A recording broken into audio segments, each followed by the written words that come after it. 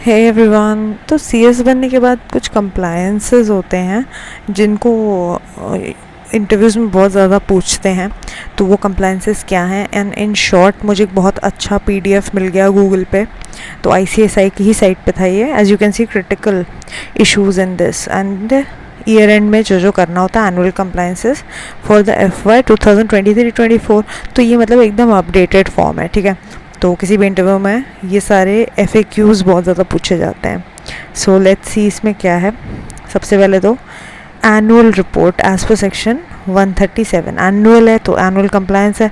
Annual report मतलब company ने throughout the year क्या किया है, उसको किस फॉर्मेट में हमें दिखाना होता है। सेक्शन 137 ने बताया है दैट AOC4 उस फॉर्मेट का नाम है। फॉर्म AOC4 MCA की साइट पे मिल जाता है। उसमें आपको पूरा फाइनेंशियल स्टेटमेंट्स और सब कुछ डालने पड़ते हैं अपने कंपनी के बारे में, ठीक है। और XBRL के फॉर्म में आप तब करते हो when you are a listed company, या फिर कुछ पेड अप शेयर कैपिटल वगैरह जो है आप पब्लिक कंपनी बन जाते हो। कोई थ्रेशोल्ड लिमिट होता है वो क्रॉस कर लिया तो।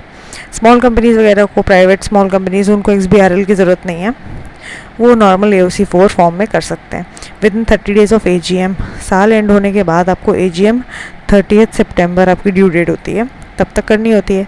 और वो 30 सितंबर के 30 दिन बाद, मतलब सितंबर अक्टूबर, 30 अक्टूबर तक ये आपको ROC को सबमिट करना होता है। फॉर्म AOC4 नहीं किया तो एडिशनल फीस लगने लग जाती है, ठीक है। तो उसमें करना क्या होता है, तो ये इंटरव्यू में क्या पूछते हैं that annual report is submitted in which format with ROC। तो आपको बताना होता है AOC4 and AOC4 XBRL if applicable, ठीक है। अब सेक्रेटेरियल ऑडिट की बात करते हैं। इसका फॉर्म का नंबर है MR3। The form is MR3 and ये किसको एप्लीकेबल है, सिर्फ लिस्टेड कंपनीज़ को। एंड उसके अलावा कोई आपसे पूछेगा दैट गवर्नमेंट कंपनीज़ को एप्लीकेबल है क्या, स्मॉल प्राइवेट कंपनीज़ को एप्लीकेबल है क्या सेक्रेटेरियल ऑडिट। सो ये इंटरव्यू में पूछते हैं। Then you have to say no secretarial audit is just applicable to the listed companies and the public companies who cross certain threshold limit. क्या है threshold limit? आपका 50 करोड़ का paid up share capital, 250 crore का turnover, या 100 करोड़ का public bank borrowings. तो ये सब अगर थ्रेशोल्ड किसी भी कंपनी, अगर वो प्राइवेट कंपनी भी है, उसको 50 करोड़ से ज़्यादा पेड अप शेयर कैपिटल हो गई है, टर्नओवर ही 250 करोड़ से ज़्यादा होगा, लेकिन है प्राइवेट, तुम सोचोगे कि पब्लिक तो नहीं है, लिस्टेड भी नहीं है, तो मैं क्यों सेक्रेटेरियल ऑडिट करूँ। अगर तुम CS हो, या फिर तुमसे इंटरव्यू में पूछ सकते हैं कि वो प्राइवेट कंपनी है जिसका 250 करोड़ से ज़्यादा टर्नओवर हो चुका है, तो उसको सेक्रेटेरियल ऑडिट कराना है क्या। तो तुम सोचोगे नहीं लिस्टेड है, लिस्टेड कंपनी को ही कराना होता है, बट ऐसा नहीं है। ट्रिक क्वेश्चन है। आपको paid up share capital and turnover का थ्रेशोल्ड लिमिट पता होना चाहिए। तो सेक्रेटरी ऑडिट में ये चीज़ इंपॉर्टेंट है, ठीक है। नेक्स्ट होता है एनुअल रिटर्न। तो एनुअल रिटर्न क्या होता है, सेक्शन 92। अब एनुअल रिटर्न और एनुअल रिपोर्ट में कंफ्यूज नहीं होना है।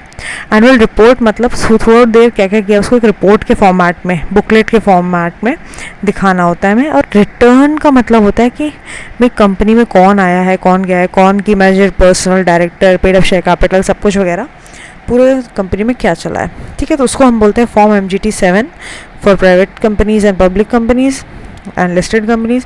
7A ये स्मॉल कंपनीज के लिए होता है, MGT7 है सिर्फ स्मॉल। तो इसमें क्वेश्चन क्या बनता है, MGT7 लगेगा या 7A अगर कोई पब्लिक कंपनी है तो। भाई पब्लिक कंपनी है तो मैं ये बताना चाहिए फॉर्म MGT7A सिर्फ और सिर्फ स्मॉल प्राइवेट कंपनीज के लिए होता है और OPCs के लिए होता है। तो बाकी सारी कंपनीज़ को क्या है, MGT7 करना पड़ेगा within 60 days of AGM, ठीक है। और last date on which AGM should have been held. भाई मैंने क्या बताया, 30 सितंबर ड्यू डेट है, इसके पहले ही AGM कर लो, अच्छी बात है। उसके बाद करोगे तो फिर उसमें आपको पेनल्टी लगेगी पर डे के हिसाब से, कंपनी को भी लगेगी, डायरेक्टर्स को भी लगेगी, CS को भी लगेगी, ठीक है। एंड विद इन 30 डेज आपको एनुअल रिपोर्ट सबमिट करनी होती है, 30 डेज। और इसके भी 30 डेज के बाद, यानी टोटल 60 डेज के बाद आपको विद इन दैट, उसके बाद नहीं, विद इन दैट आपको MGT7A सबमिट करना है, which is the annual return, ठीक है। तो ये इसका कंप्लायंस होता है। अब एक बहुत इंपॉर्टेंट चीज़ है, इसके बारे में पूछते हैं that do you know what is form MGT8। आपसे पूछेंगे what is MGT8 in interview में। तो उसके लिए आपको पता होना चाहिए it is a form which is regarding the certification of annual return. Annual return एक कंपनी में थ्रू आउट द ईयर क्या क्या हुआ उसको बोलते हैं एनुअल रिटर्न। अब उसको बनाते कौन है, कंपनी के KMP यानी डायरेक्टर और CS, ठीक है। और यही लोग साइन भी कर देते हैं, इन्होंने ही बनाया, इन्होंने ही साइन भी कर दिया कि लो सब सही है, हमें डिक्लेयर कर रहे हैं। लेकिन अगर आप एक लिस्टेड कंपनी हो, ठीक है, तो पब्लिक का कॉन्फिडेंस है आप में पब्लिक के पैसे आपने उठाए हैं एंड पेडअप या फिर पेडअप शेयर कैपिटल 10 करोड़ से ज़्यादा है या फिर टर्नओवर 50 करोड़ से ज़्यादा है, तो आप क्या एक बड़े ह्यूज कंपनी बन जाते हो, ठीक है। तो चांसेस आर कि फ्रॉड अगर हुआ तो बहुत स्टेक होल्डर्स का नुकसान होगा। इसीलिए जो आपने इंटरनली एनुअल रिटर्न बना के खुद ही आपस में बनाया, खुद ही साइन वाइन कर लिया, उसको सर्टिफाई कराना ज़रूरी है। सर्टिफाई कौन करेगा, एक आउटसाइडर। कंपनी और CS तो साइन करते हैं, सर्टिफाई करता है एक आउटसाइडर, द PCS। तो तुम्हें ये पता होना चाहिए पर्पस ऑफ फॉर्म MGT8 और क्यों MGT8 और कौन उसे बनाता है। तो आप एक प्रैक्टिसिंग कंपनी सेक्रेटरी के पास जाएंगे, उसे बोलेंगे हमारा सर्टिफिकेशन कर दीजिए बिकॉज हम एक लिस्टेड कंपनी है, या फिर हमारा पेडअप शेयर कैपिटल 10 करोड़ से ज़्यादा हो गया है, या फिर हमारा टर्नओवर जो है 50 करोड़ से ज़्यादा हो गया है प्रीवियस फाइनेंशियल ईयर में, तो हम पे MGT8 एप्लीकेबल हो गया है। तो एज अ CS तुम्हें पता होना चाहिए कि तुम्हारी कंपनी का पेडअप शेयर कैपिटल और टर्नओवर क्या चल रहा है, उसके हिसाब से ही तुम सजेस्ट करोगे डायरेक्टर्स को, वरना तुम्हें पेनल्टी लगने लग जाएगी। सर्टिफिकेशन आप पे एप्लीकेबल था, एज अ CS आपने क्यों नहीं अपनी कंपनी पे अप्लाई करवाया, ठीक है। नेक्स्ट पॉइंट पे आते हैं, डायरेक्टर्स KYC। भाई हर कंपनी में डायरेक्टर तो होगा ही, डायरेक्टर ही चलाता है कंपनी को। शेयर होल्डर्स तो वोट्स देते ही देते हैं, लेकिन वो नॉलेज और एक्सपर्टीज़ वो सारी चीज़ें डायरेक्टर्स को होती हैं। और डायरेक्टर तब बनोगे जब आपके पास एक नंबर होगा, इसको बोलते हैं DIN नंबर, ठीक है, डायरेक्टर आइडेंटिफिकेशन नंबर। और हर साल क्या डायरेक्टर का फ़ोन नंबर या ईमेल या एड्रेस या ऐसा पैन आधार में कोई भी चेंज हुआ है, हर साल आपको अपडेट करना होता है MCA की साइट पे, V3 पोर्टल पे, ठीक है। तो हर साल ये एक एनुअल कंप्लायंस है, इसमें आपको ईमेल और OTP, ईमेल पे OTP आपको लेना होता है डायरेक्टर के, और फ़ोन नंबर पे OTP लेना होता है, जिसके लिए डायरेक्टर्स बहुत नाटक करते हैं। बिकॉज मैंने भी अपनी ट्रेनिंग में बहुत बार उन लोगों को डायरेक्टर्स जो हमारे क्लाइंट्स थे कंपनीज़ के, उनको मैं बोलती थी कि सर मैं इनके ऑफिस से बोल रही हूँ एंड आपका हर साल हम डायरेक्टर्स KYC करते हैं, तो आई होप यू रिमेंबर। तो वो लोग बोलते थे कि नहीं हमें नहीं पता, हम ऐसा OTP नहीं देंगे और फ्रॉड है, तुम फ्रॉड हो। फिर हमारे सर उनसे बात करते थे, वो बोलते थे कि सर हर साल का कंप्लायंस है, आप क्यों भूल जाते हैं, वो हमारे आर्टिकल्स हैं, ट्रेनीज़ हैं, वो हेल्प कर रहे हैं, उनको आप कोऑपरेट करिए उनके साथ। तो फिर जाके कुछ डायरेक्टर्स को समझ में आता था कि ओके कोई हमारा डेटा नहीं चोरी कर रहा है, उनके बैंक अकाउंट से पैसे नहीं कोई चुरा रहा है, जस्ट अ फॉर्मेलिटी। तो फिर इसकी ड्यू डेट पता होनी चाहिए डायरेक्टर्स KYC की, which is 30 September every year, ठीक है। अब आगे बढ़ जाते हैं, next point, appointment of auditor, section 139। तो ऑडिटर का appointment, resignation, remuneration and casual vacancy, और ऑडिटर का the services the auditor can not renders, ठीक है। ये सारी चीज़ें बहुत इंपॉर्टेंट है, क्वेश्चंस इस पर बहुत पूछ लेते हैं उसमें इंटरव्यू में, ठीक है। तो आपको अगर एक कंपनी में ऑडिटर कब पूछेंगे इंटरव्यू में, when is the statutory auditor to be appointed. आपको पता है कंपनी इनकॉर्पोरेट हुई उसके 30 डेज़ के अंदर एक बोर्ड मीटिंग होनी चाहिए, उस बोर्ड मीटिंग में आपको एक स्टैट्यूटरी ऑडिटर को अपॉइंट करना है। तो जैसे ही आपने स्टैट्यूटरी ऑडिटर 5 साल या 10 साल के लिए अपॉइंट किया, इंडिविजुअल या फर्म, हर साल जो AGM में रेटिफाई होगा, तो उसके लिए आपको ROC को बताना पड़ेगा। ROC को सब जानना है। अगर तुमने ROC को नहीं बताया मतलब तुमने गड़बड़ करी है, मतलब फिर तो तुम्हें पर डे के हिसाब से भी पेनल्टी लगेगी, company and officer in default जो भी हैं सबको लगेगी। तो ADT1 आपको फाइल करना होता है with in 15 days of appointment. ये इंपॉर्टेंट है बिकॉज इसमें वो लोग क्रॉस क्वेश्चन करते हैं इंटरव्यू में कि 30 डेज़ होगा ना, 15 डेज़ क्यों होगा। तो तुम्हें बोलना होगा कि that no sir ma'am, whenever the statutory auditor is appointed in the form ADT1 it has to be filed with the ROC within 15 days of the appointment because it's an important announcement which we have to make to the registrar of companies, ठीक है। अब next point पे आते हैं which is the return of deposits. Company ने through out there कितने deposits accept किए और ऐसे कुछ ट्रांजैक्शंस हैं क्या जिसको डिपॉजिट हम नहीं कंसिडर करते, जो भी है तो उसका फॉर्म होता है DPT 3, ठीक है। इसकी भी ड्यू डेट इंपॉर्टेंट है, वैसे ये फॉर्म इतना इंपॉर्टेंट नहीं है। ड्यू डेट इसकी 30 June of every financial year, ठीक है। तो कंफ्यूज नहीं होना है कि किसी की 30 सितंबर है ड्यू डेट, किसी की 30 जून है एंड ऑल दैट, ऐसे कंफ्यूज नहीं होना है। इसलिए इनको याद करना है, बिकॉज इंटरव्यू में ऐसे क्वेश्चंस पूछेंगे तो फिर वो आपको कंफ्यूज ही करने के लिए पूछते हैं। Then they just trying to test your memory. And as a company secretary तुम तो पूरा एक वो बनाना होता है कंप्लायंस कैलेंडर, तो उसमें डेट वाइज सब कुछ मेंशन्ड होता है, ठीक है। चलो अब नेक्स्ट है return of dormant company duly audited by CA. अब डोरमेंट कंपनी वो होती है जो स्टेटस ऑब्टेन करती है रजिस्ट्रार से कि हम एक डोरमेंट कंपनी है, हम अभी हमारी कोई हमारे कंपनी में कोई ट्रांजैक्शंस नहीं हो रहे हैं, लेकिन हम हैं कंपनी, हमारा नाम मत स्ट्राइक ऑफ करना, हम हमारे कोई फाइनेंशियल ट्रांजैक्शंस नहीं है, इसलिए हम एनुअल रिटर्न भी नहीं फाइल करेंगे।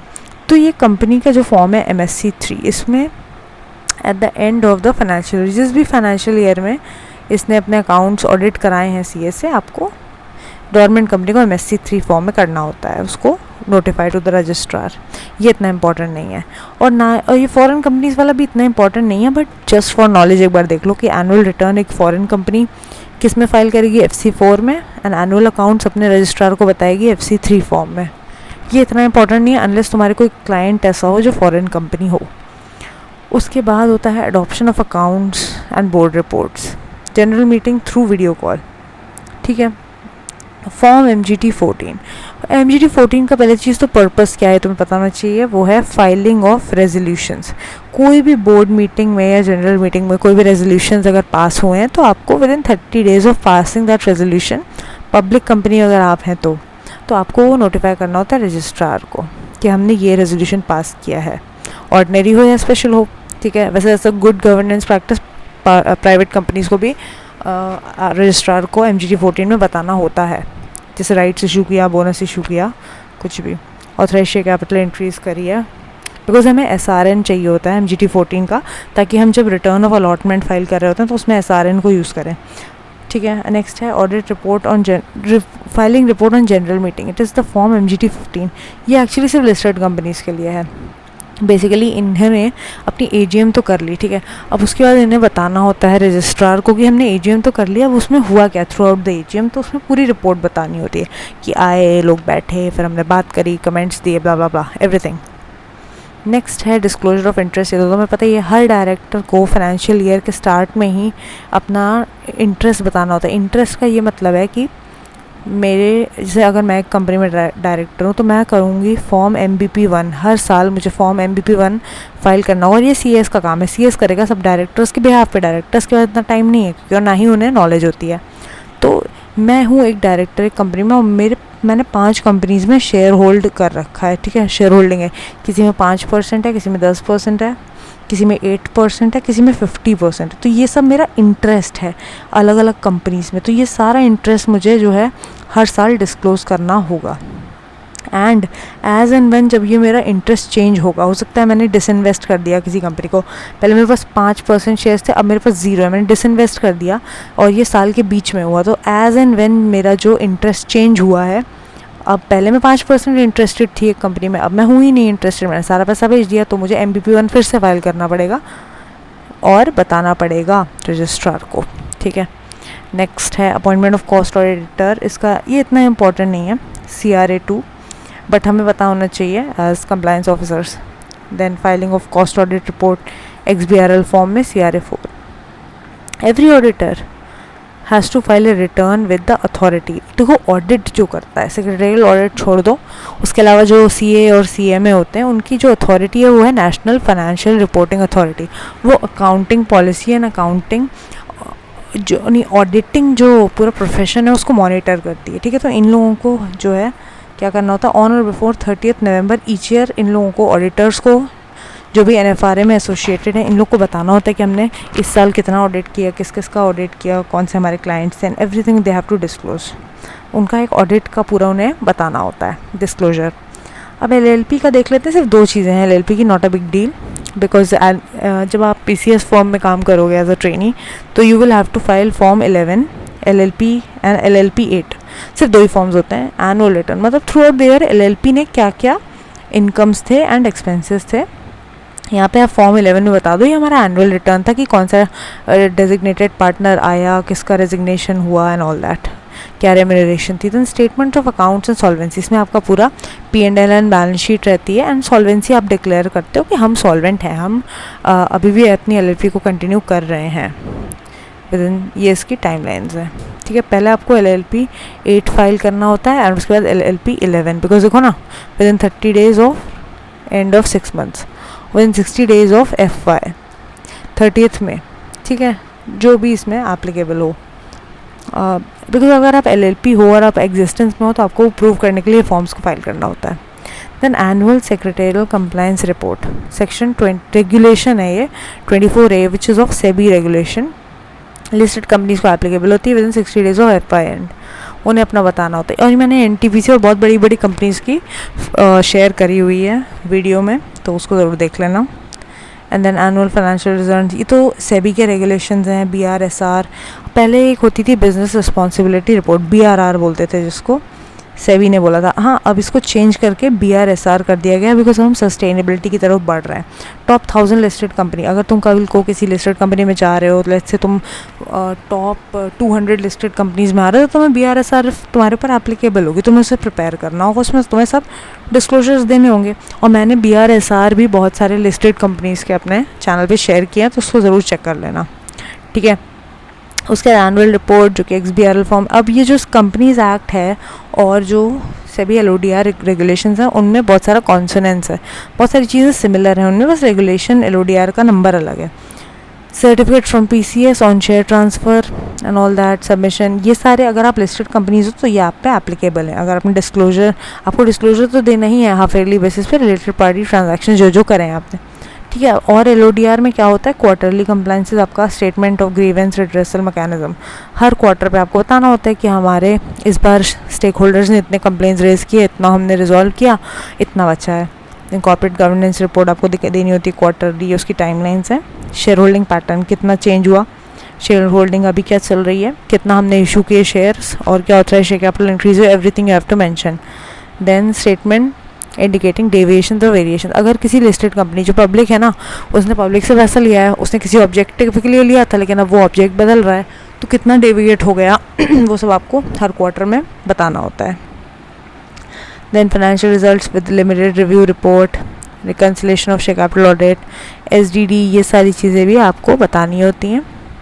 MSME एनुअल, MSME का ये हाफ ईयरली कंप्लायंस होता है। Disclosure of RPTs, Nidhi company का हाफ ईयरली एनुअल रिटर्न। ठीक है, half yearly return. Then GST related बहुत सारी चीज़ें हैं, इसके लिए तो अभी तुम्हें ज़रूरत नहीं है, इसको स्किप कर देते हैं। GST में, बिकॉज GST वाले क्वेश्चन वो लोग इंटरव्यू में नहीं पूछते हैं। ठीक है, GST वाले क्वेश्चन से आपको अपने नॉलेज के लिए पता होने चाहिए, और अगर एग्ज़ाम देना हो तो। ESIC एंड PF, ये भी एज अ CS हमारे किसी यूज़ का नहीं है, चार्टर्ड अकाउंटेंट इसको ऑलरेडी कर देते हैं। FEMA, भाई FEMA फॉरेन एक्सचेंज, अगर आपकी कंपनी फॉरेन कंपनी है या फिर FDI में डील कर रहे हो, ECB में डील कर रहे हो, तो आप पे सब एप्लीकेबल होगा, अदरवाइज़ एप्लीकेबल नहीं होगा। ठीक है, बस आई थिंक ये इतना ही है। हाँ, एक चीज़ और बहुत इंपॉर्टेंट है, द डेफिनेशन कुछ चेंज हुई है स्मॉल कंपनी की। पहले स्मॉल कंपनी वो होती थी जिसकी पेड अप शेयर कैपिटल और टर्नओवर 2 करोड़ एंड 20 करोड़ से ज़्यादा नहीं होती थी, लेकिन अब इसको डबल कर दिया है। अगर आपकी paid up share capital 4 crore से कम है, टर्नओवर 40 करोड़ से कम है, तो आप एक स्मॉल कंपनी हो। ठीक है, तो ये इंटरव्यू में पूछ लेते हैं कि what is the definition, latest definition of अपना स्मॉल कंपनी, तो ये पता होना चाहिए। ठीक है, और तो ये इतना इम्पोर्टेंट नहीं है बाकी का। Yes, that's it. So I hope that was helpful. अगर पसंद आया तो ज़रूर कमेंट्स में बताना, and any other doubts if you have, I just let me know. Okay, thank you so much guys.